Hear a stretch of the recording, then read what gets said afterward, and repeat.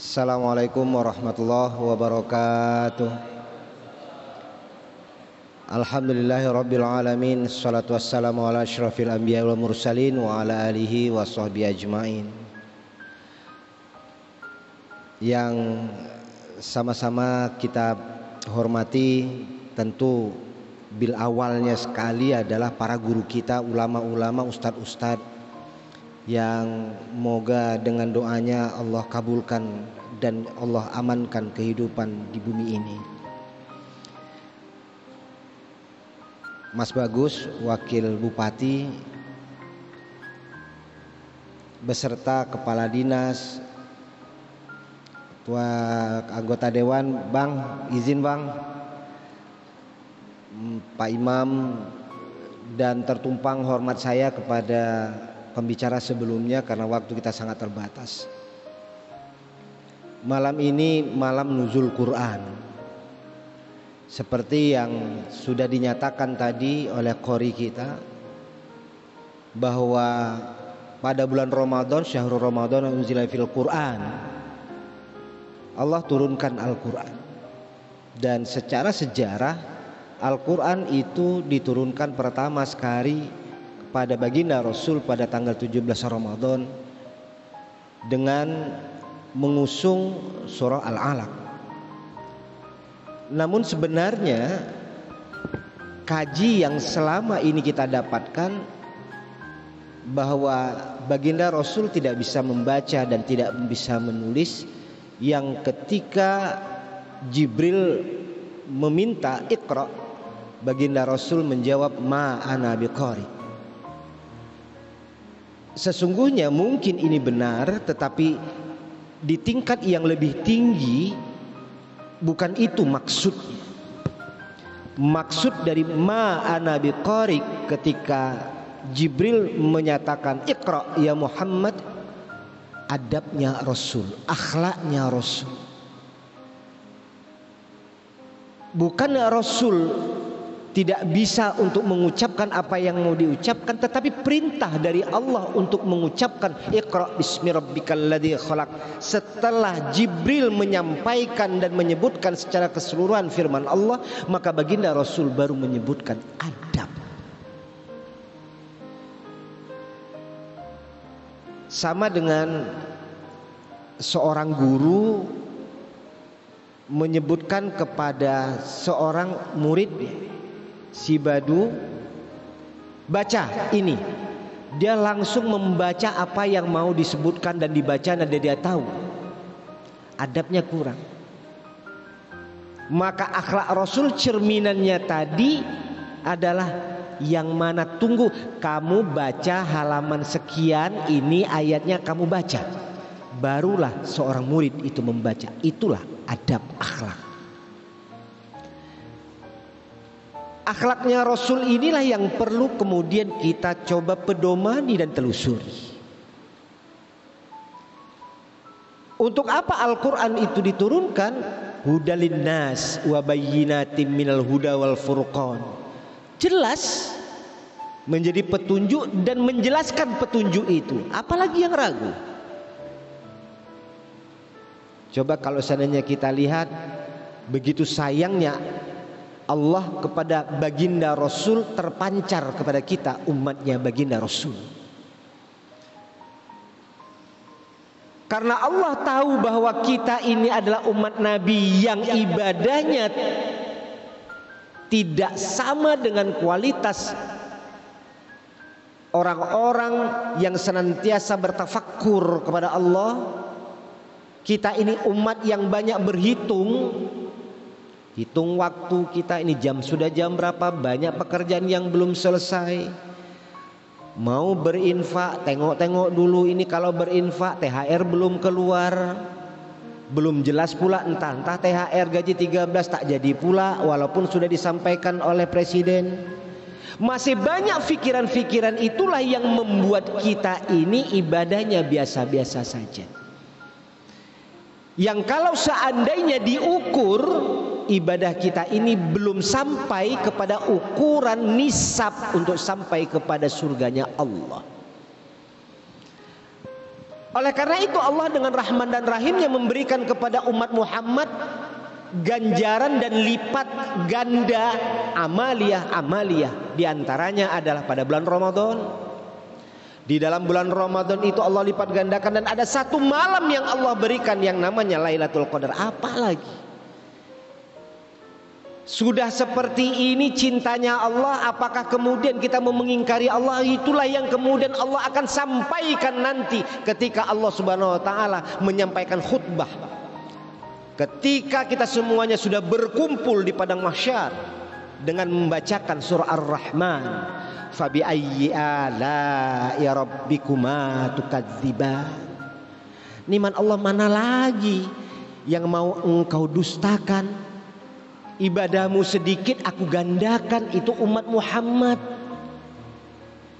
Pengampunanku lebih luas daripada murkaku. Apa yang kurang? Itu pun engkau tidak mau raih. Oleh karena itu saudaraku, nuzul Quran itu sebenarnya harus kita lihat dari dua sisi. Yang kedua sisi ini harus kita dapatkan kedua-duanya. Yang pertama, nuzul Quran dalam sisi sejarah. Kalau dalam sejarah kita lihat bagaimana perjuangan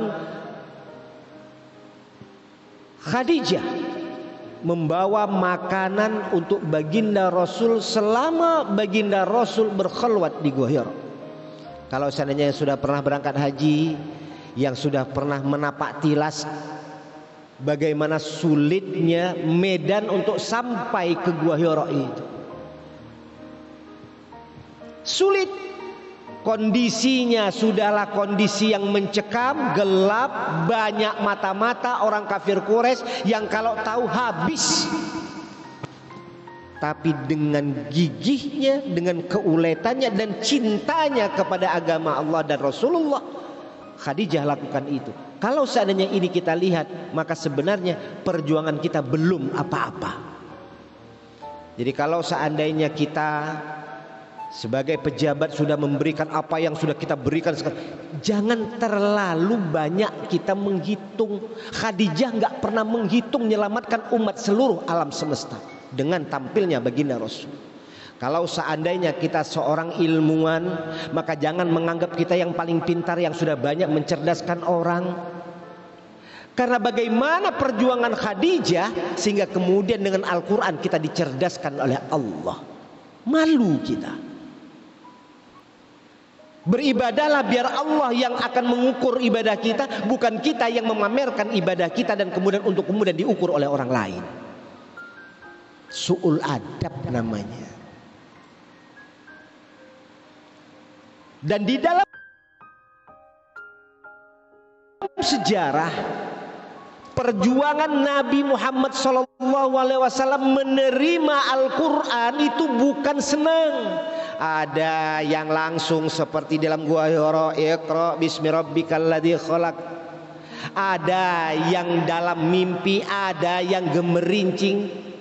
Semuanya dilakukan dan dilalui oleh baginda Rasul. Artinya bahwa untuk mendapatkan petunjuk Allah itu tidak mudah dan tidak satu jalan. Tergantung Allah memberikan Al-Quran itu ke dalam diri kita. Di dalam sejarah juga bahwa Al-Quran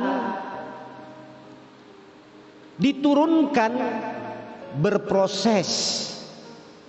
Ada pengajaran bagi kita. Ketika Al-Quran menyatakan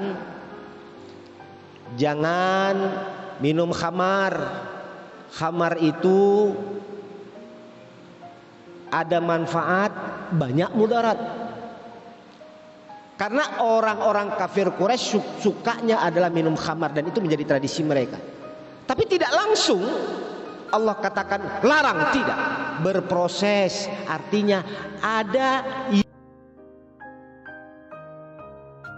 yang diinginkan oleh Allah untuk kita ini bijak dengan yang istilah sekarang menekankan kebijakan melalui kearifan lokal. sudah terbiasa ngurangi khamar, lalu kemudian turun ayat lagi, jangan dekati tempat sholat bagi mereka yang minum khamar. Proses lagi. Sudah terbiasa di luar sholat mabuk-mabukan, ketika mau sholat mereka tidak minum khamar. Barulah kemudian proses yang ketiga, tingkatan yang ketiga, rijsum min amalis syaitan. Kearifan lokal inilah yang membuat tersentuhnya umat pada waktu itu dengan ajaran baginda Rasulullah Sallallahu Alaihi Wasallam. Kalau ini dibawalah kira-kira dalam kebijakan dalam kehidupan sehari-hari kita. Kalau seandainya yang belum terbiasa, biarkan saja dulu, tapi pembinaan. Setelah pembinaan prosesnya terus, kalau kemudian kita berikan dia ada sedikit sanksi, baru kemudian sanksi berat. Kalau seandainya langsung sanksi berat, khawatir yang menegakkan sanksi berat ternyata lebih berat lagi sebenarnya melakukan sanksi-sanksi yang harusnya dilakukan. Khawatirnya kita seperti itu. Coba kita lihat narkoba. Kadang-kadang Bapak Ibu kita ini melebihi Al-Quran dan melebihi Allah. Orang narkoba harusnya ada pembinaan, tapi yang pembinaan kan perlu uang. Yang punya uang lalu dibina. Tapi kalau yang tak punya uang, ya sudahlah, masuklah di dalam lokap. Proses Al-Quran tidak menjadi petunjuk. Menghargai kearifan lokal tidak menjadi tuntutan kita. Coba kita lihat para wali songo yang namanya bakar kemenjan, silakan, tapi diarahkan maksudnya ini adalah untuk pengharum ruangan.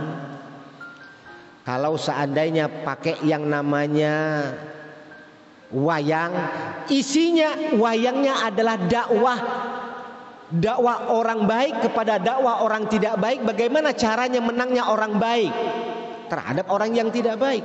Ada pesan kearifan lokal.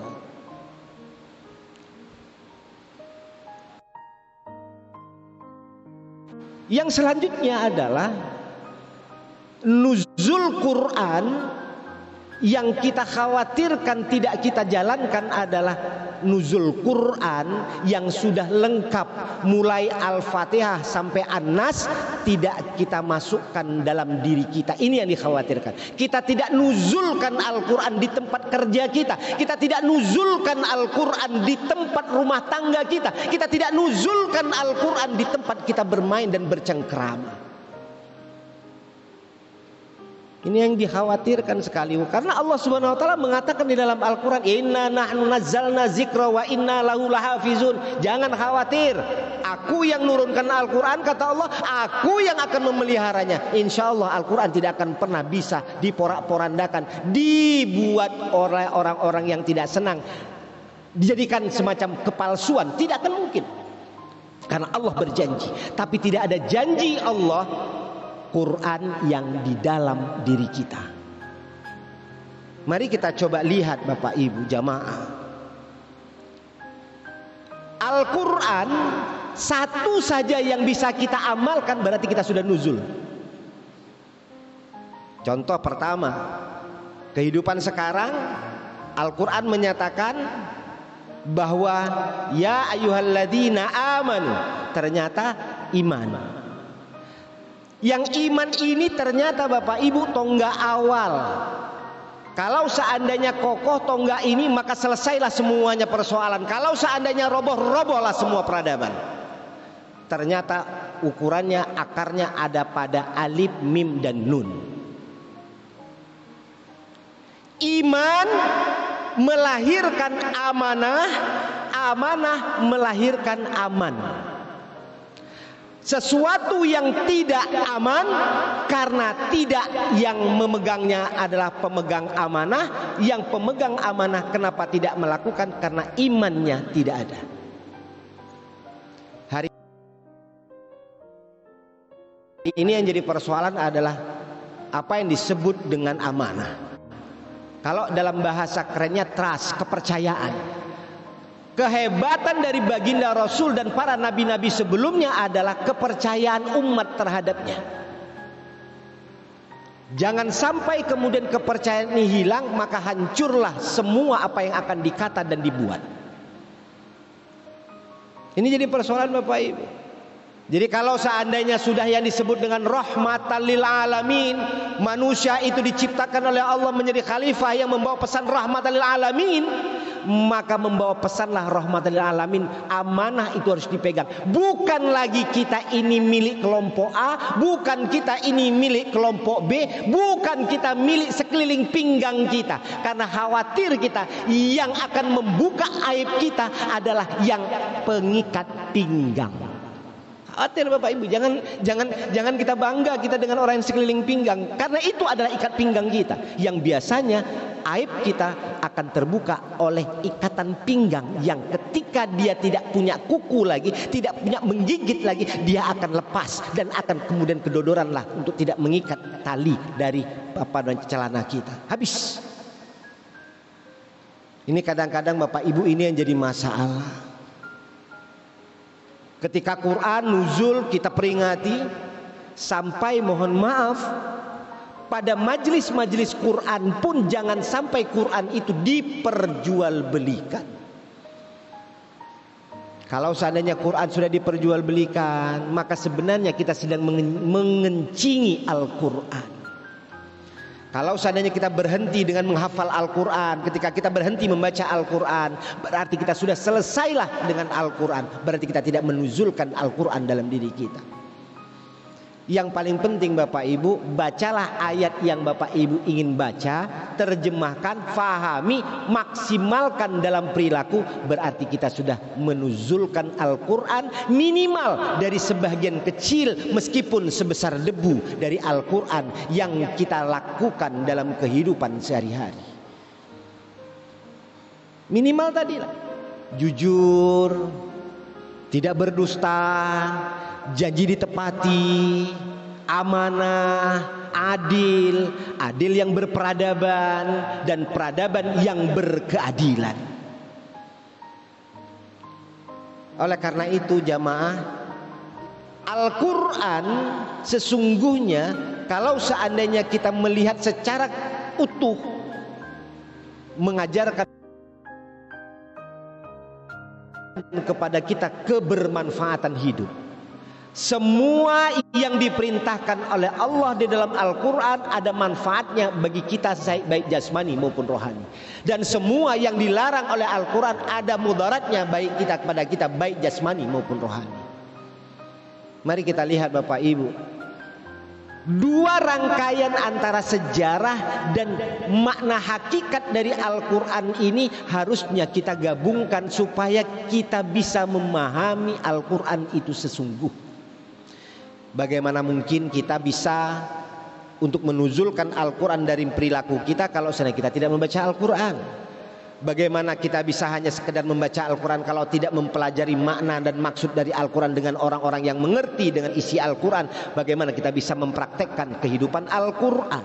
Maka bagaimana sebenarnya akhlaknya Rasulullah? Kata Aisyah adalah Al-Quran. Coba kita lihat Al-Quran itu bagaimana terhadap musuh, terhadap kawan, terhadap orang tua. Kesemuanya ternyata Bapak Ibu hari ini kita yang mungkin baca Al-Quran, tapi di antara bahagian Al-Quran yaitu terhadap orang tua kita mungkin sudah kita alfakan. Siapa yang punya orang tua hari ini masih hidup? Apakah hari pertama bulan Syawal nanti tangan kita yang akan menyuapi makanan pertama di mulut orang tua kita? Sederhana Bapak Ibu. Sampai ketika orang tua kita meninggal dunia, siapa yang mengazankan kali terakhir di liang lahat orang tua kita? Mungkin Pak Imam, mungkin Bilal, bukan kita. Padahal orang tua kitalah yang pertama sekali mengazan dan mengiqomahkan kita ketika kita terlahir. Al-Quran mengatakan, kalau seandainya kita semuanya sudah hidup sesuai dengan Al-Quran, insya Allah Bapak Ibu, dendam kesuma tidak ada lagi Bapak Ibu. Kita ini kadang-kadang Bapak Ibu melihat orang terlebih-lebih melebihi dari Tuhan. Kayaknya kita yang paling baik, orang itu semuanya tak ada yang baik. Apalagi dengan media sosial sekarang, ngeri. Sesungguhnya ibadah kita ini Bapak Ibu terkadang seperti membawa ember besar tapi bocor keliling sampai di penghujung jalan kosong. Karena apa? Karena tadilah kita membuka aib saudara kita, kita menyebarkan fitnah, iri dengki. Kalau dari tampilan Bapak Ibu kayak ulama besar, tapi di hadapan Allah.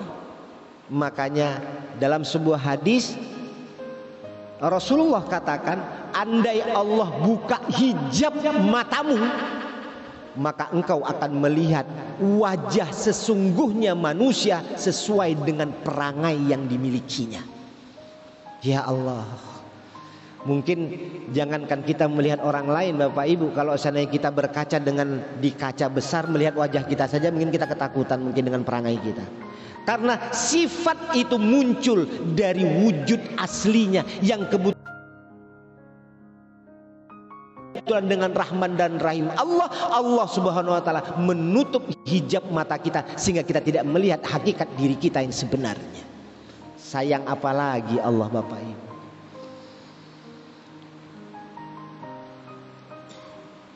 Coba kita lihat dari apa yang dilakukan oleh Nabi Musa. Ini dalam sejarah. Nabi Musa ada seorang fakir miskin. Fakir miskin ini kepingin minta kepada Nabi Musa untuk 1 hari kaya jadilah. Minta. Akhirnya Nabi Musa berdoa kepada Allah untuk ngasih setahun. Setahun dia merasakan nikmat kayanya. Begitu dikasih, setahun kemudian Nabi Musa bertanya dengan Allah, ya Allah, kenapa ini kan sudah 1 tahun, kenapa tidak engkau ambil lagi rezeki yang engkau berikan kepadanya tadi ya Allah? Janjinya kan cuma 1 tahun diberikan nikmat rezeki tadi. Apa kata Allah? Aku tidak mau mengambil rezekinya karena aku malu.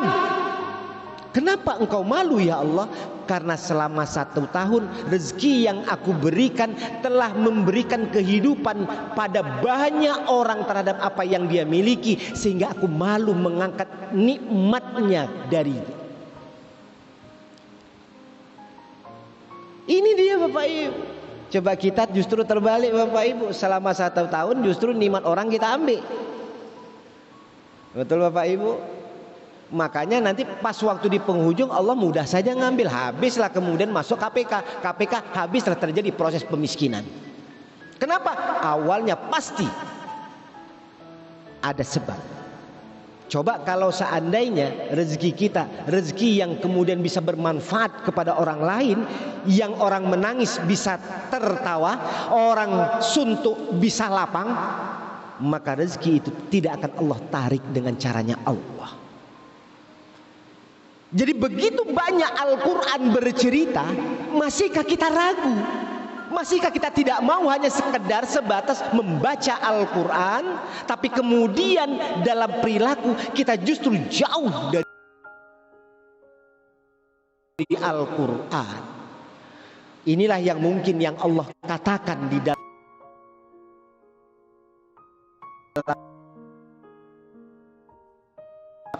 wa minan nasi may yaqulu amanna billahi wa bil yaumil akhir. Sebagian manusia berkata, kami beriman kepada Allah, kami beriman pada hari akhir, naik haji, zakat, sholat, sodakoh, apalagi kurang? Berjamaah, apalagi kurang? Wah, kalau seandainya ada orang yang membangun masjid, kami yang pertama sekali. Tetapi wa ma hum bimu'minin, di hadapan Allah dia sedikit pun tidak menunjukkan sebagai seorang yang beriman. Kenapa? Mungkin ada ujub. Mungkin di dalamnya kita ada sedikit rasa bahwa inilah aku, kalau tak ada aku yang lain tak bisa. Coba baginda Rasul pernah ngomong seperti itu? Tidak, tidak pernah. Dengan musuhnya saja dia berbuat baik, apalagi dengan sesamanya. Saudaraku, guru-guru ulama kita, para wali kita pernah menyebut, jangan pernah mengambil haknya Allah. Bagaimana cara mengambilnya haknya Allah? Yaitu kita yang menghakimi orang, ya Allah, aku benci dengan si anu itu, ya Allah, hancurkan dia dengan keluarganya, ya Allah. Itu bukan punya kita, itu punya Allah.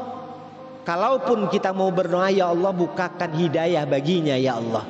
Kalau seandainya hidayah yang Engkau berikan juga tidak mampu untuk melenturkan dari sisi hatinya, ya Allah, kuserahkan semua kebijakan pengadilan-Mu terhadap mereka itu, ya Allah, sesuai dengan pengadilan-Mu, ya Allah. Selesai. Kalaupun terjadi kita tidak ada bermasalah, tak ada sakit hati, kita tidak berdosa, biarkan Allah dengan caranya Allah, biarkan Allah mengambil haknya. Jangan kita sebagai hamba sok-sok mengambil haknya Allah. Ini Bapak Ibu, Nabi Muhammad SAW di dalam Al-Quran kita melihat bahwa hebatnya Al-Quran itu karena ada 4 bingkai, 4 penyangga utama baginda Rasul. Coba kita lihat Bapak Ibu, ada Abu Bakar, ada Umar, ada Utsman, ada Ali. Kalau memang mau maju negeri ini, setiap pemegang amanah, dari pemegang amanah yang paling besar sampai pemegang amanah yang paling kecil, 4 pilar ini harus dia dapatkan.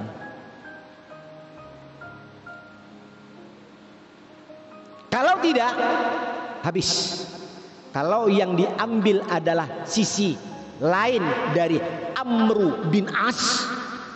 Amr bin As ini ahli politik, yang penting menang dia. Coba lihat nanti di dalam peristiwa pentahkiman Al-Quran,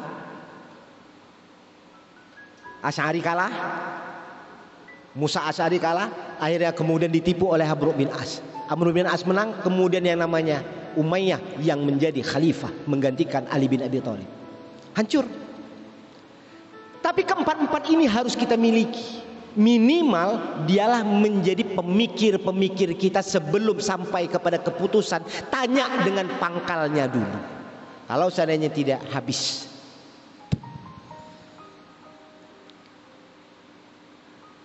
Oleh karena itu Bapak Ibu jamaah, dalam rangka nuzul Quran pada tahun ini, saya ingin mengajak diri saya dan kita semua untuk mari mengambil sisi dari Al-Quran yang mampu kita ambil, kita praktekkan dalam kehidupan. Itu saja. Satu diantaranya, jangan sombong. Al-Quran bercerita tentang Nabi Sulaiman, Nabi yang paling kaya, tapi tawadu, tapi melaksanakan ibadah, tapi tidak sombong. Kita lihat umpamanya Nabi Khidir yang mampu memahami ilmu yang belum terjadi. Nabi Nuh, ilmu yang menurut logika tidak bisa.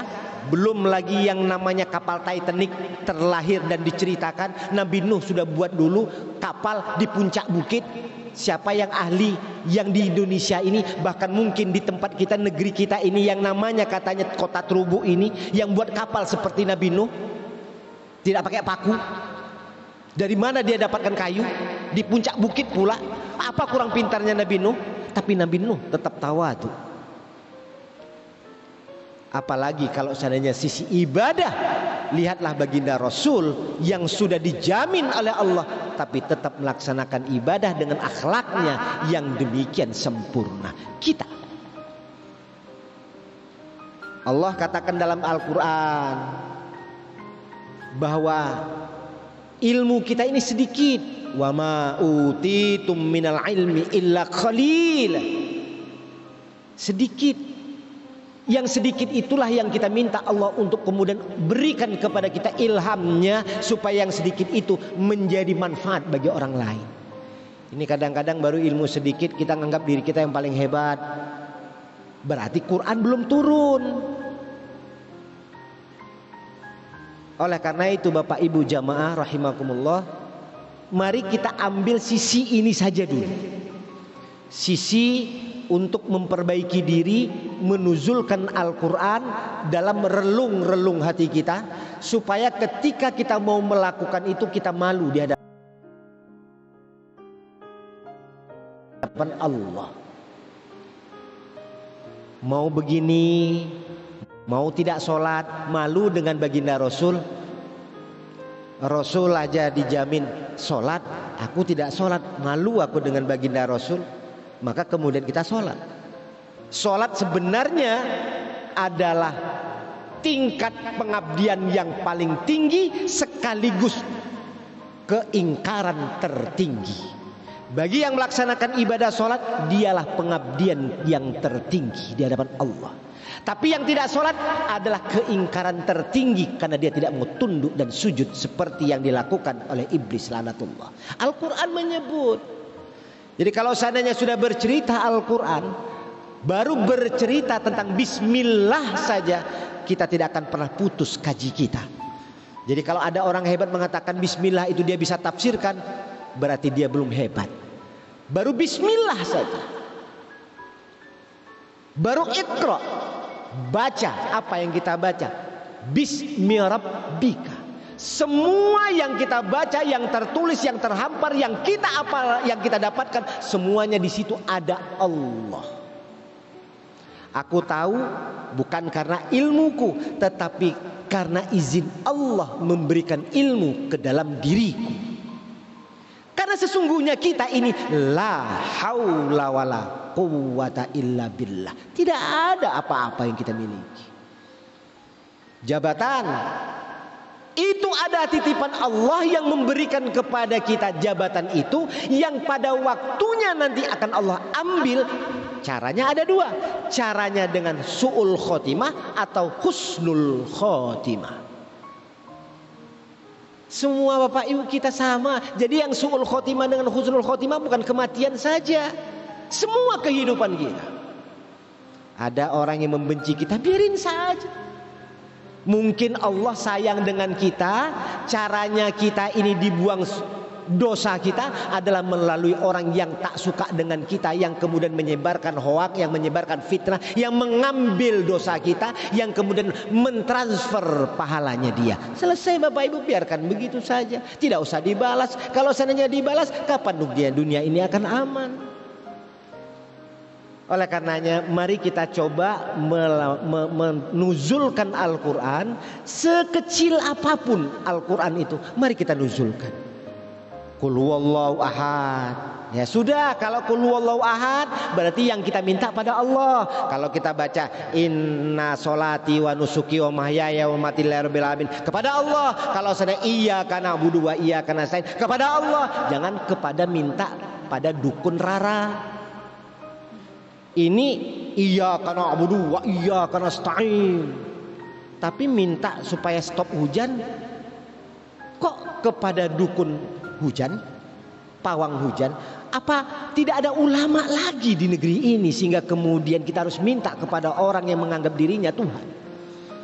Rusak Bapak Ibu. Kenapa? Al-Quran tadi dia baca, salatnya dia baca, iyyaka na'budu wa iyyaka nasta'in, tapi minta pada yang lain. Allahu Akbar.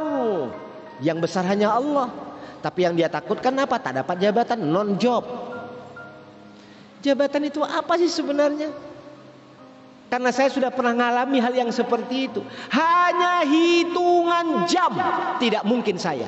Tapi ketika Allah berkehendak, tidak ada yang mustahil. Maka serahkan diri kepada Allah dengan sebenar-benarnya, jangan nanggung-nanggung. Jadi kalau Bapak percaya dengan imam, Pak Imam tolong imami saya, sudah, jangan nanggung-nanggung. Nah ini baru bismillahirrahmanirrahim tak disebutkan imam, awak menyebutkan bismillah, bismillahnya disirkan oleh imam, lalu kemudian kita tidak yakin, mam belakang batal tak baca bismillah, karena ilmu kita tidak kuat. Kalau sudah kita menyuruh dia jadi imam, total kepercayaannya. Kalau seandainya sudah bersandar kepada Allah, total sandaran kita, tidak ada yang lain. La haula wala quwata illa billah. Semoga nuzul Quran pada tahun ini adalah momentum terbaik untuk kita kembali kepada jalan yang lurus. Karena setelah kita mengikuti Al-Quran, barulah kita nanti akan memproklamirkan kemerdekaan dari hawa nafsu dengan melontarkan 3 kalimat takbir, tahmid, dan tahlil.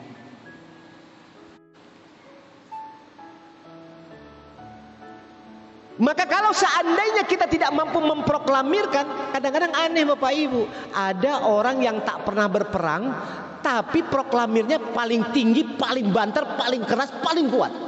Tapi bersyukur juga kita ketimbang cicak-cicak rowo pula yang akan dikumandangkan, bagusan takbir juga.